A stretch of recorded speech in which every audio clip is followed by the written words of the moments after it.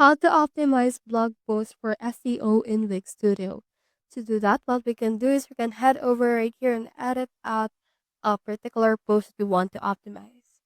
So once you have chosen in here a post, what you can do next is you can click onto this SEO option right here. Now in here we can see the SEO settings for this particular post. So we have the SEO assistant. You can click onto this right here. You can allow this post to get indexed and you can see which tasks have already been completed. So as you can see, there's another one that is not yet completed, which is the meta description. You can actually expand it and then just write it here the meta description for this. So I'll just copy this part right here as the meta description and I'll add this right here. Now for this one, you can keep it between 155 to 65 characters.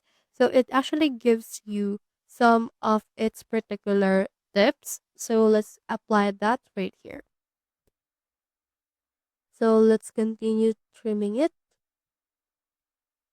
And we have in here this. So click on apply right here in order to apply it. And it should be able to be SEO optimized now. So that's how you optimize blog posts for SEO in Wix Studio. Hope we helped.